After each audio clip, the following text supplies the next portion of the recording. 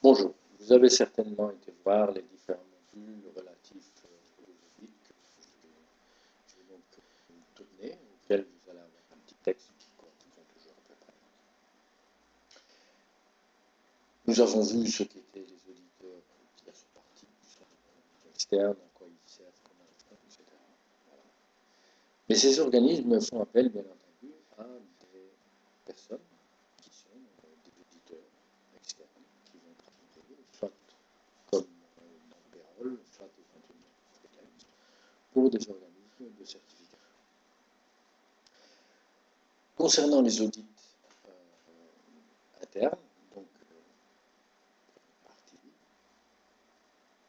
nous pouvons, bien entendu, de par notre expérience en tant que formateur et en tant que société d'entreprise, donner des formations auprès de chez vous à des auditeurs qui deviendront des auditeurs internes et qui pourront faire éventuellement des audits seconde partie. Pour ce qui est des audits tierce partie, c'est un peu plus difficile, c'est un peu plus compliqué. C'est-à-dire que la norme, l'organisme de certification va devoir faire appel à des auditeurs qui ont suivi un parcours bien particulier qui est imposé par la norme ISO 17024 qui traite de la certification des personnes. Donc en fait, les auditeurs externes comme moi-même auront bien entendu fait une formation et suivi tout un parcours de qualification selon la norme 17024 de certification des personnes. Alors, ce genre de choses est réalisé par, souvent, très souvent, CICA, bien souvent c'est l'IRCA, l'International Certificate Auditors, qui est un organisme indépendant et qui est accrédité par l'ICAS pour la certification d'auditeur.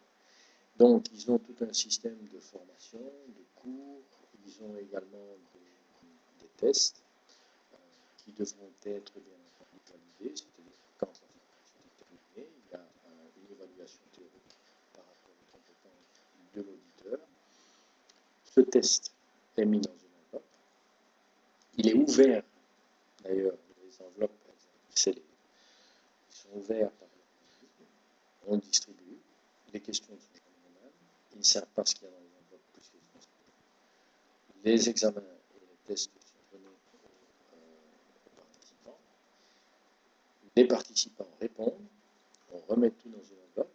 On scelle l'enveloppe et on l'envoie auprès de l'IRCA qui vont corriger les tests.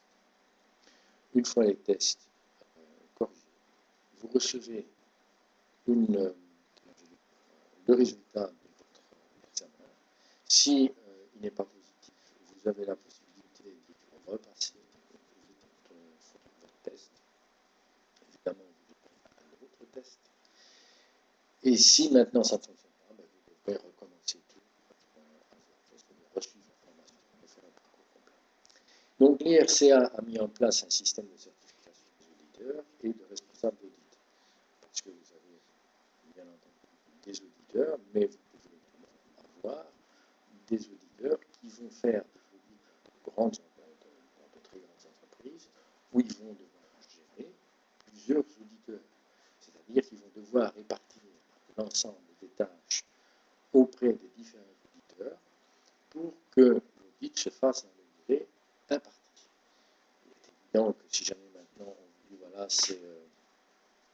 vous avez un audit de 4 jours, si 2 hommes viennent, l'audit, ça dure 2 jours, ce qui veut dire que chacun va faire une partie du travail et le responsable d'audit va compiler toutes les informations reçues de la part des auditeurs pour établir le rapport qui sera soumis à l'organisme accrédité au niveau national des certificats.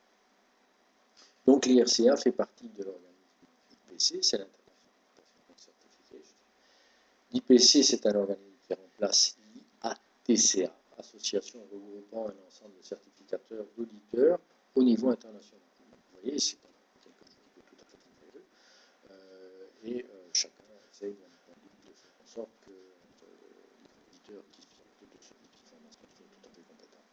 Dans le cadre de la certification d'auditeur, l'IRCA agrée les organismes de formation afin de délivrer les stages d'auditeurs et de faire passer les examens d'auditeurs.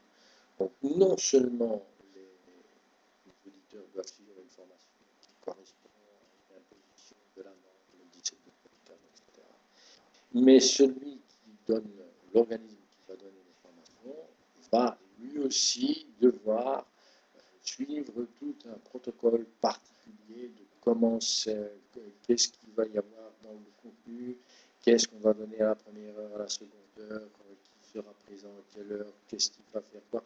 Donc il y a tout un protocole bien particulier qui a été établi afin de délivrer le stage qui dure parfois une semaine, et en fin de stage, de réussir ou non son test théorique. Et par la suite, bien entendu, il y a encore toute une phase d'accréditation de l'auditeur en faisant des audits en tant qu'observateur et ensuite comme auditeur en tant que junior jusqu'au moment où on jugera